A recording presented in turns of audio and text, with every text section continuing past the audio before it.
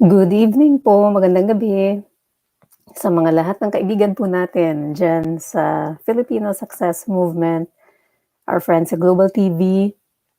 Kumusta po kayo lahat? Isa na namang talakayan ngayong gabi about healthy living. Pag-uusapan natin ngayong gabi yung mga, if you have questions, we're gonna take some questions.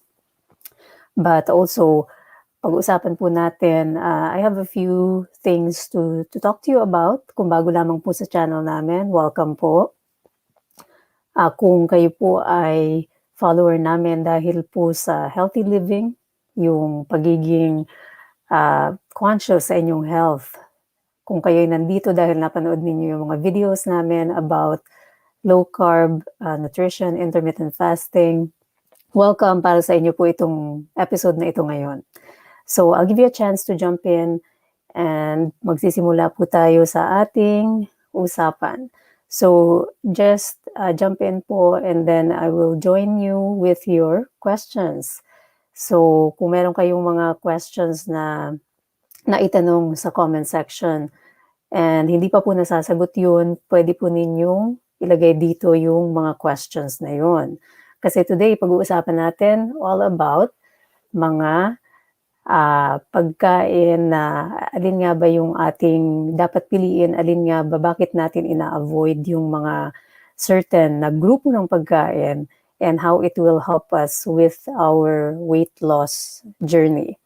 Kasi po yung karamihan, alam ko medyo nangangailangan ng tulong tungkol sa safe na pamamaraan, yung ligtas na pamamaraan po kung paano natin babaguhin yung ating lifestyle na makakatulong din kung paano natin eventually marireverse yung ating mga medical conditions. Dahil lagi ko nga pong sinasabi sa inyo, prevention is better than cure. And many of these disease states, ito pong mga high blood pressure, itong mga diabetes na ito, high cholesterol, karamihan ng mga yan, actually, talagang huge percentage, I would say, baka siguro 95%, really come from lifestyle.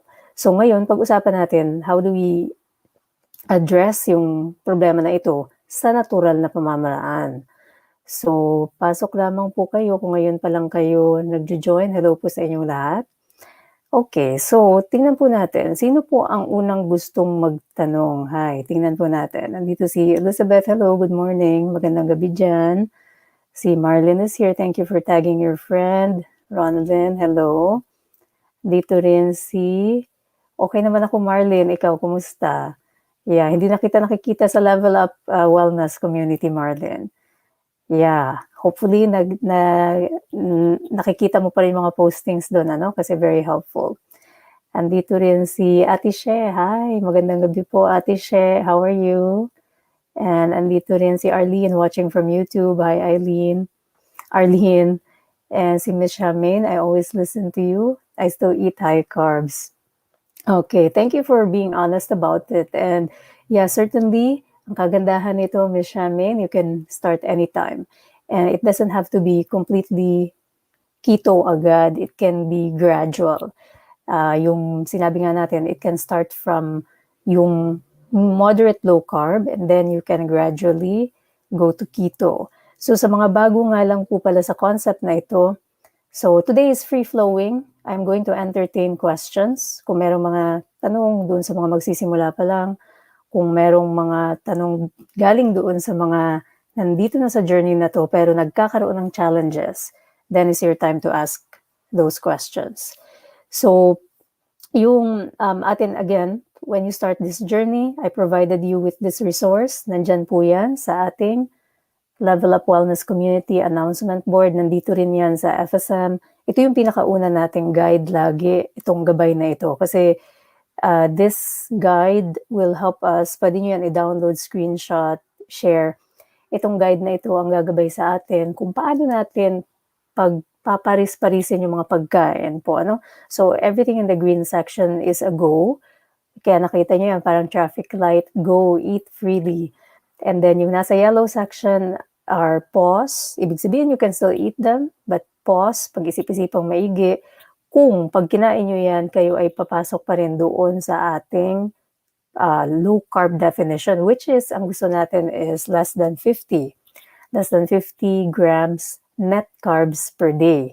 And binigay ko nga sa inyo yung halimbawa. Let me just pull that up again para tayo merong halimbawa dito nung anong itsura ng 50 grams. So ito pinag-usapan natin.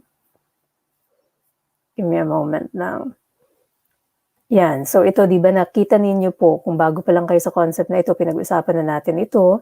Ito yung iba't ibang uri ng low carb na tinatawag. Dito tayo sa ketogenic, yung pinakauna, and moderate. Yan ang ating pinopromote dahil ito ang number ng carbs, yung net carbs per day. Ayan, nakikita nyo po sa baba, nakalagay.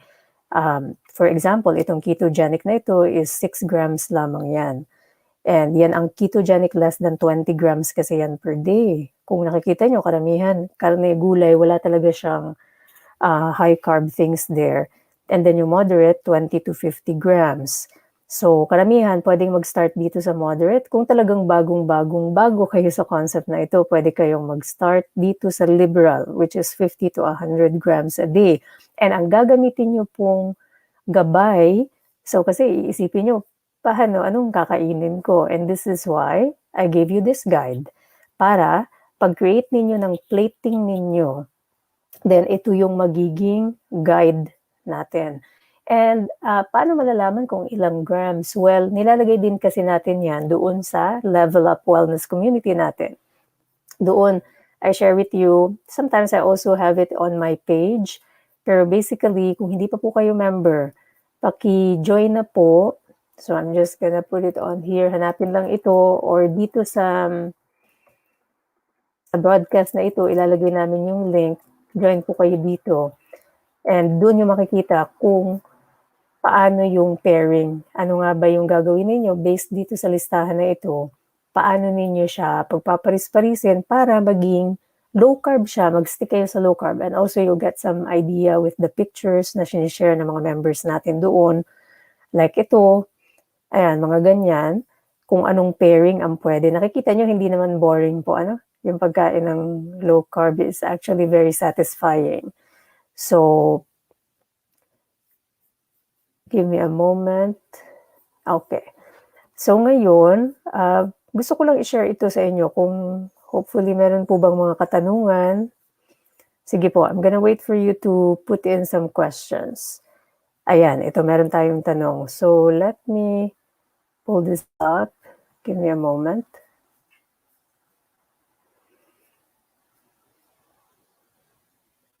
Ayan, sabi ni Miss Madeline Simbulan, before po nung di pa ako nag-low carb, umiinom po ako ng 2 tablespoon olive oil, empty stomach before meal. Okay lang po ba uminom ulit ako ng olive oil when nasa fasting pa po ako? So, that's a great question. Thank you for asking, Miss Madeline. Kailangan nating balikan yung basics. Ito na ipakita ko na, pero sa mga bago at gustong maintindihan kung ano yung scientific na sagot. It's important to look at this. Kung ngayon nyo lang po nakikita yan, basically, what it is, sandali, tanggalin natin itong, well, iiwan ko lang yung comment dyan. So what it is showing you yung effect ng iba't ibang mga pagkain kay Boss Insulin. So, di po ba, si Boss Insulin ay ang pinaka nagdidikta kung paano tayo gagawa, kung yung fat production, ano po yung paggawa ng ating fat cells. So, bawat macronutrient, so ayan po, carbohydrate, protein, yung ikalawa, ikatlo yung fat, bawat macronutrient ay mag-stimulate kay Boss Insulin pero hindi pare-parehas. So, kung kayo ay kakain, like kay Miss Madeline, kakain siya ng olive oil, kahit siya ay naka-fasting, tingnan niyo po ang mangyayari. Magkakaroon pa rin po ng insulin stimulation. Ano po? And so, kung meron pa rin insulin stimulation, although, i-compare niyo po yan doon sa carbohydrate and protein, mapapansin ninyo ang kanyang response ay mababa lamang. And that is why in reality, kung talagang bagong-bago kayo sa fasting at hindi pa talaga kaya yung tinatawag na, like matagalang fast, so nag-a-adapt pa lamang kayo, then sometimes some people will do yung parang tinatawag na dirty fast. So dirty fast, yun yung naka-fasting ka pero pwede kang kumain ng fat kasi alam mo na yung fat hindi ganoon lakas mag-stimulate ng insulin, and in that way, hindi siya masyado magiging problematic for you in terms of gaining weight. Ngayon, eventually, of course, we want you to be able to really transition po doon sa tinatawag na real fast. But as I always say, before you do that, kailangan po kasi talaga na kayo ay sanay na gumamit ng fat bilang fuel. Ito yung tinatawag nating fat adaptation po.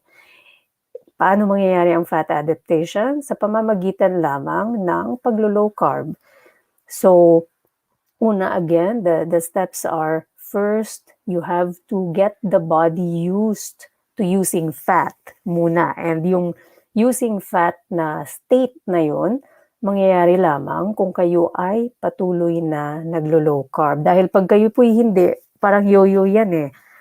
Kung kunyari, naglo-low carb kayo tapos cheat day kayo super kumain ng kung ano-ano po, then especially something that will put you out.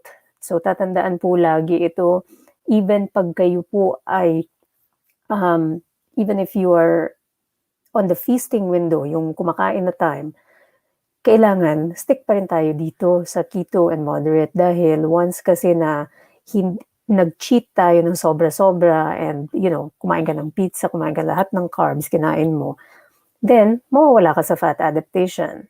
So yun po yung pinaka-concept doon. Anyway, that's a great question. Salamat sa pagtanong. Sana nasagot ko ang iyong tanong, Miss Madeline. So again, you are still okay to take olive oil, pero syempre dahil may insulin effect pa rin siya, masuslow down niya yung iyong fat loss, ay yung iyong weight loss, masuslow down niya yun kasi meron pa ring insulin eh. Compared to someone who's really clean fasting. So kasi yung tawag doon na kumakain ka pa rin ng oil or fat or cream is dirty fast. Dirty fast siya kasi merong insulin effect pa rin, while yung totoong fast talaga, yung wala talaga, tubig lang, no calories or black coffee lang, green tea, yun talaga fast yun. Kasi no calories, no insulin stimulation. So yung effect nun mas magiging mas mabisa compared sa mga taong nagde-dirty fast. Although, it's allowed, especially kung ikaw ay transition pa lamang. So bagong-bago sa concept. So maghanap pa po tayo ng tanong dito. Yeah, so tingnan natin. Sino pa po ang may tanong? Who has a question here? Salamat po sa mga nanonood from...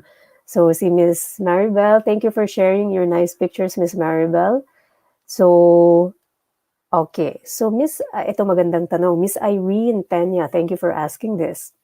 I have a high cholesterol level. Is it okay to use butter?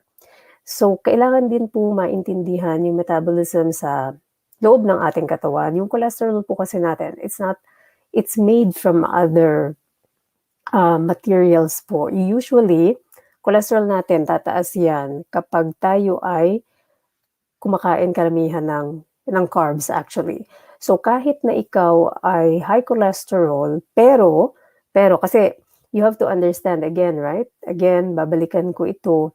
Pag kumakain po kayo ng high cholesterol, pag kayo ay meron ng high cholesterol, hindi ninyo binago yung pamamaraan ng pagkain nyo, patuloy pa rin kayo kain ng high carbs. Siyempre, pag kumain kayo ng butter, lalong mas magiging problematic yun kasi hindi nyo binabawasan yung pinakasalarin. And again, pinakasalarin, sino po? Ayan, ang pinakasalarin, tanggalin ko muna yung comment. Pinakasalarin is si boss insulin pa rin po, So, if hindi natin babaguhin yung carb intake natin, tapos kakain tayo ng butter, then magkakaproblema pa rin tayo patuloy sa ating cholesterol. Pero kung tayo ay maglo-low carb, talagang really sticking to the low carb concept, less than 50 grams a day, katulad nga ng sinasabi ko sa inyo, then, kahit kumain po kayo ng butter, patuloy na magre-regulate yung metabolism ninyo, and eventually, magsa-start kayo mag-lose weight in spite of you eating butter. Kaya nga sa ating ketogenic diet, low-carb lifestyle, usually talaga higher ang fat content natin.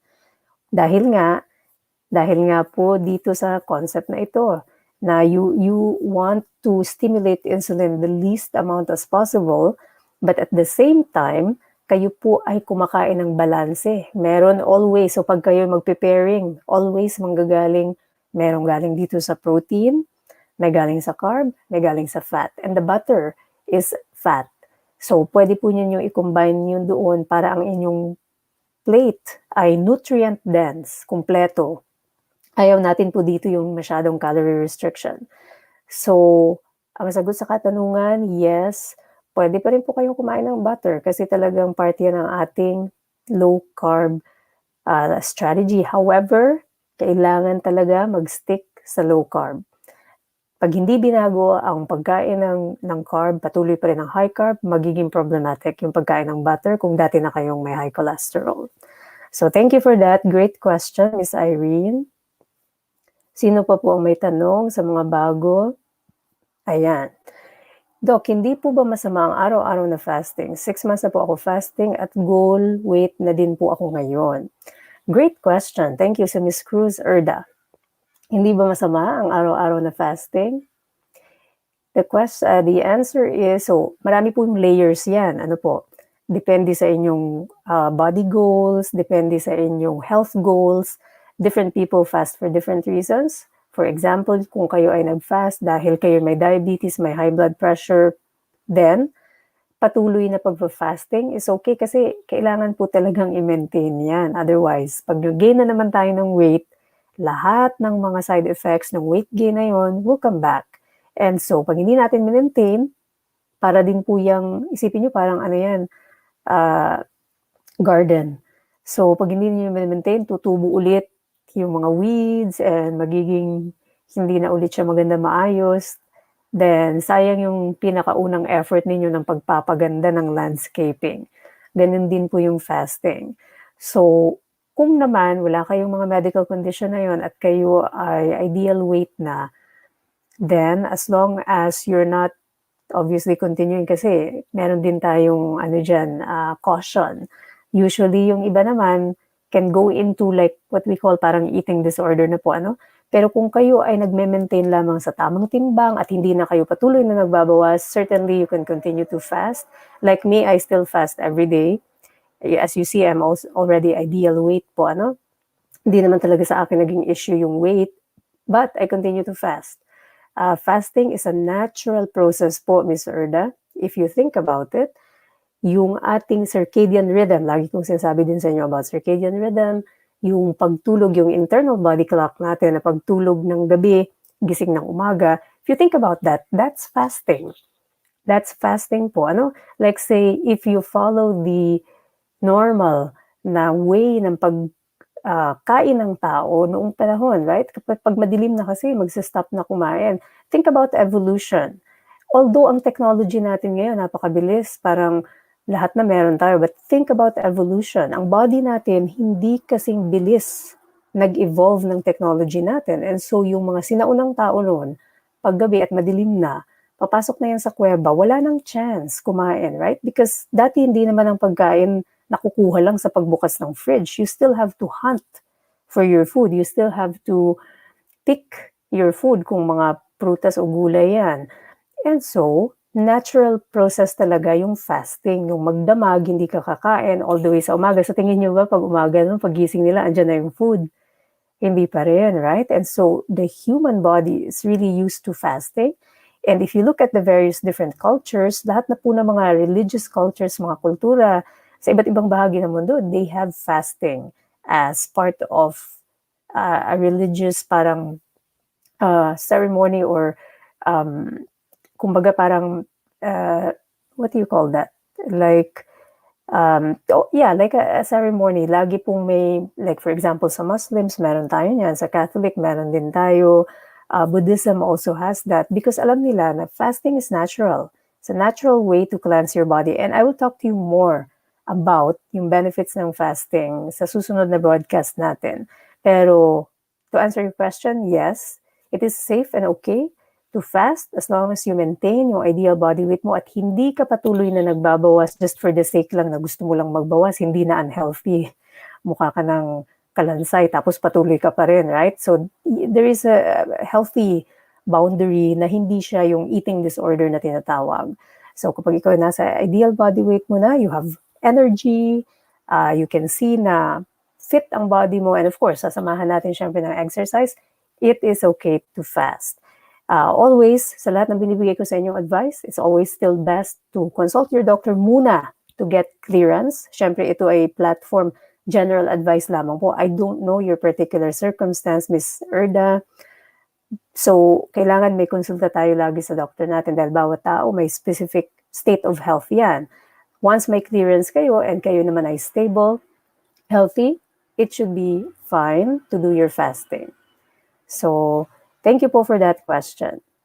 Si Miss Sophie is asking how to get the food guide. Miss Sophie, we have yung wellness community natin. So please join itong Level Up Wellness Community.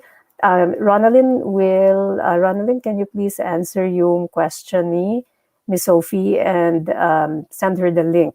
Meron po tayong link na ilalagay dito sa FSMA link and then mag-join po kayo dun sa community natin. So, sino po ang may tanong pa? Ito naman, ayan. Miss Jovi Sakla Podaan.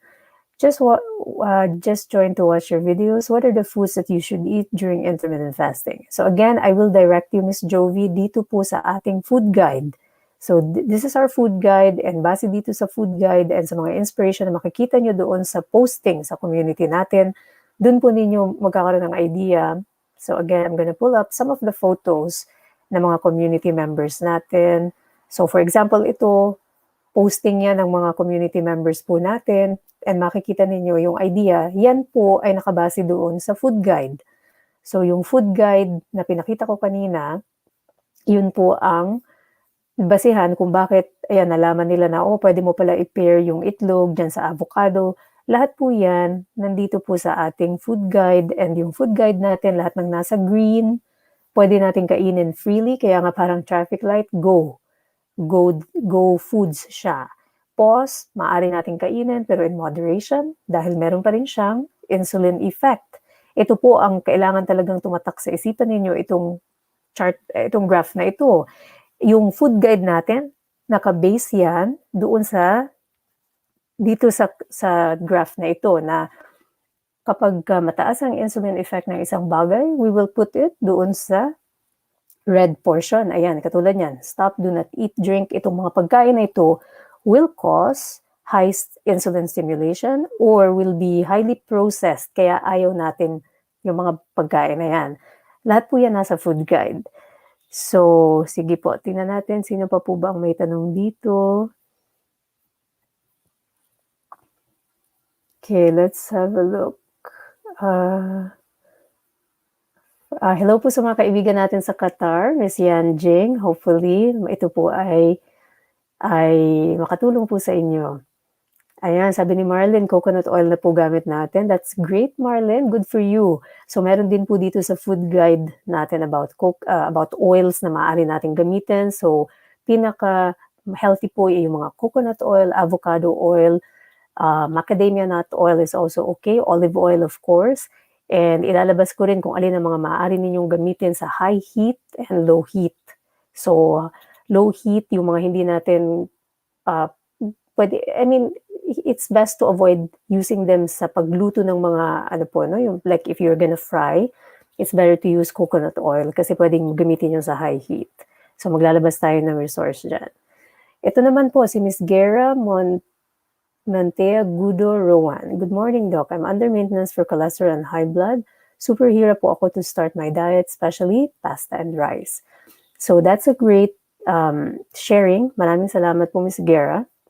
So you can go slow and low po. Kasi I understand tayo ay, ang sugar po kasi it's addicting. So here's the truth. Sugar is addicting.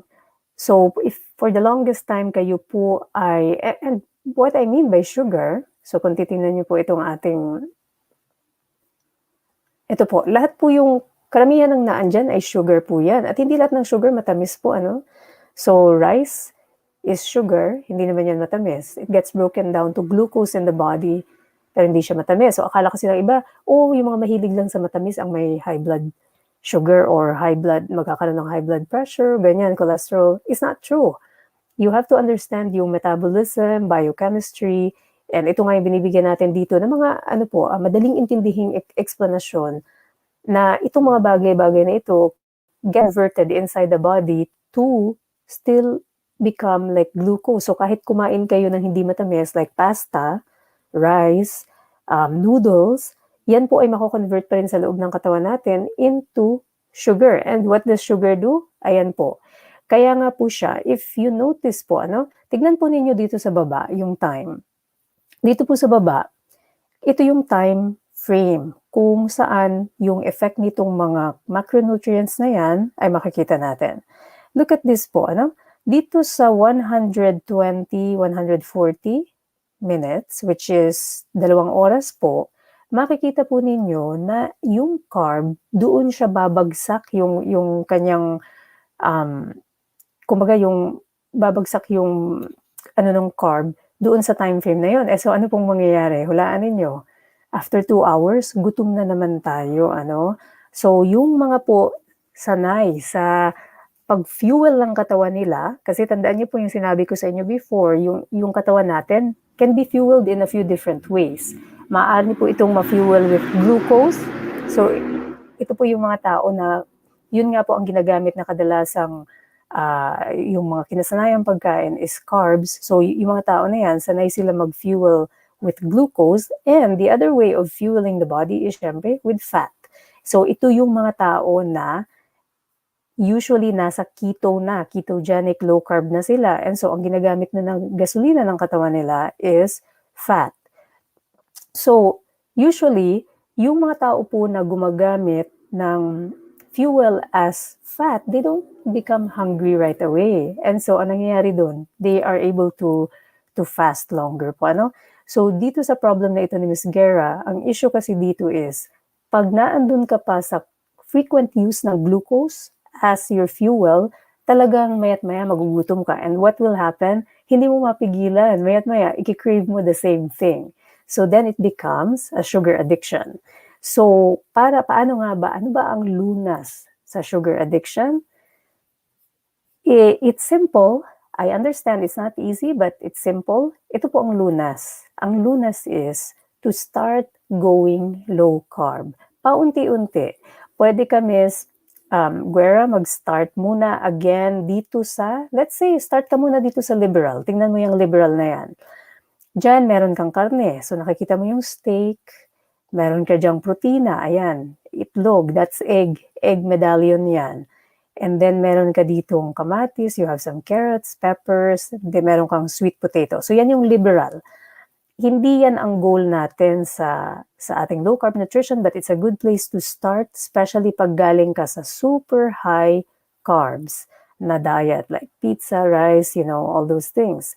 Eventually, kapag nasanay ang katawan mo, kasi consistency is the key kasi sa ganito and get some inspiration from yung mga community members nga natin. Dahil doon magkakaroon tayo ng idea na, tingnan mo to, low carb naman to, pero tingnan nyo, ang sarap naman pala.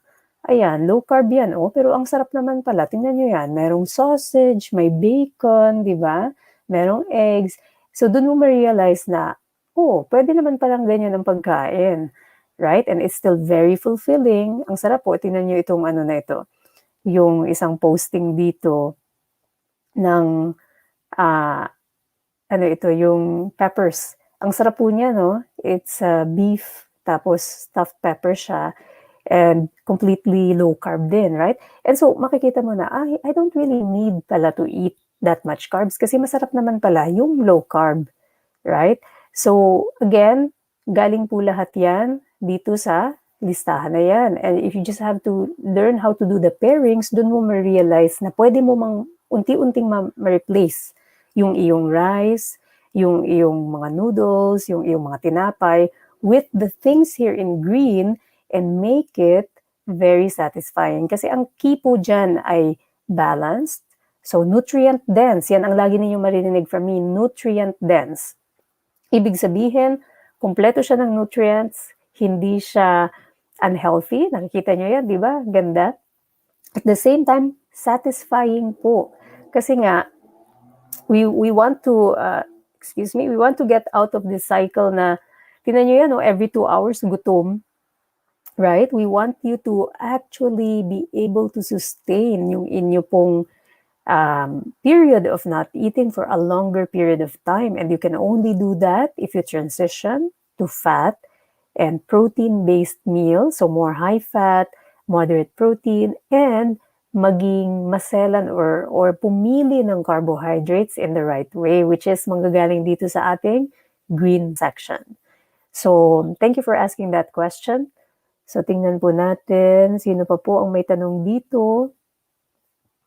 Lagay lang po ang mga katanungan. Yan, nahanap ko lang po. Hello po sa mga kaibigan natin sa Germany, Mr. or Miss Nick Lant. Hello. Ayan, sino pa po ang gusto magtanong? Before I go, one last question. Don't worry po. At this week, magkakaroon ulit tayo ng live session. Kung na-miss nyo ito, may gusto kayong itanong, I'm gonna come on here again. So, don't worry po, ano? Ayan. So, ito yung, so pakihanap na lang po ito sa comment. Ayan po, yung ating link para doon sa group. Hello din po, Miss Glenda.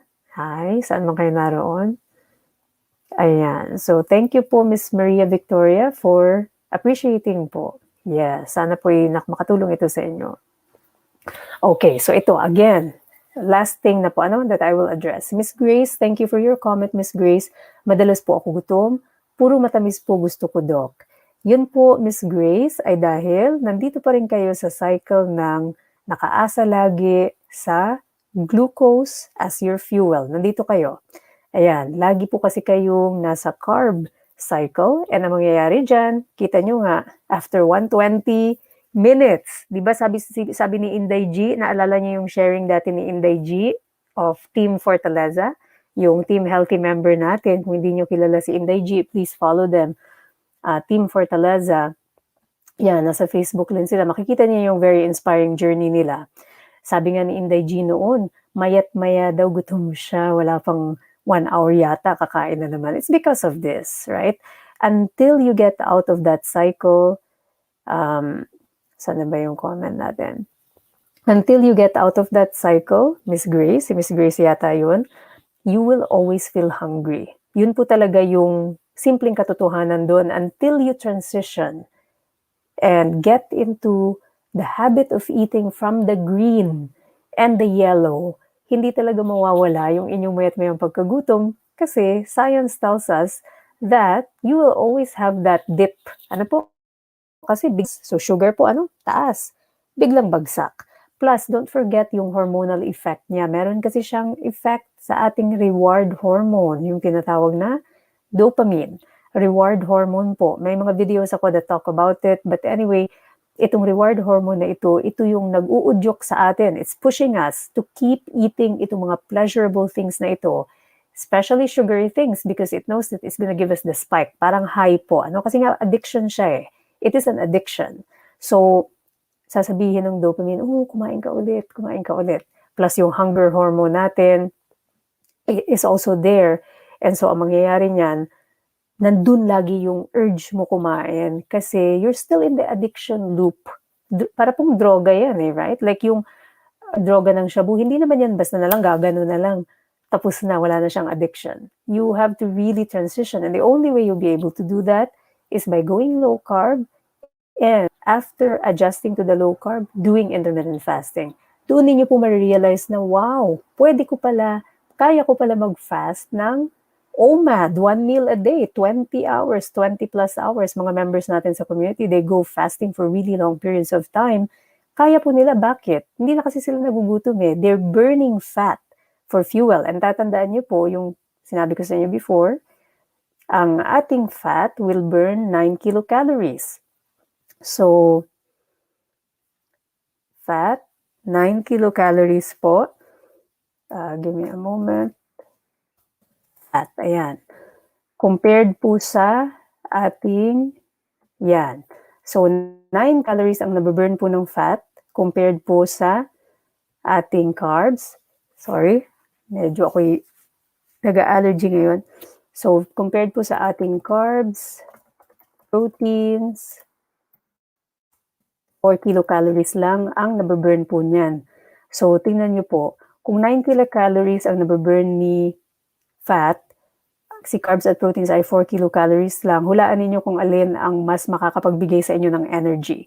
Kaya nga karamihan po ng nag-intermittent fasting at keto combination na nasa fat adaptation na, they say na mas marami silang energy, right? Because they're using fat as fuel. So once kayo ay gumagamit na, bakit po sa tingin ninyo ako lagi nakakapag-exercise kahit nagpa-fasting ako? Have lots of energy po, ano? Dahil po yun dito. Kasi you're burning fat, you're fat adapted, you use fat as fuel. Mas mabisa po siya, mas nakakapagbigay siya ng energy, 9 kilocalories. Okay, so I will, okay, sino pa po ang gusto magtanong before I leave? Okay, so Miss Glenda, I don't know what your question is. Nasaan po ang question ninyo? Minsan kasi itong comment ay nalilate po. Okay. Saan po yung inyong tanong? Ito ba? Ayan. So, lunch lang po ako eat ng rice morning and after work, eat naman ako ng bread. Okay lang po ba yun? So, again, Miss Glenda, I refer you to this list.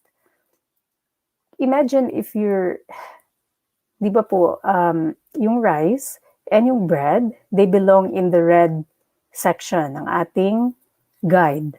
So, if you are fasting, so let's say itong lunch po ninyo na ito is, let's say, natapos kayo kumain 6 p.m. Kunyari lang, I don't know your particular circumstance, anong oras kayo natapos kumain.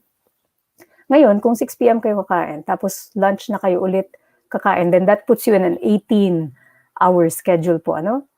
18 hours na kayong walang kain, yung body ninyo will become very sensitive na po sa insulin. Kasi by 18 hours, talagang bagsak na yung insulin nun eh. And then, bigla ninyo siyang ilo-load ng carbs, rice, and then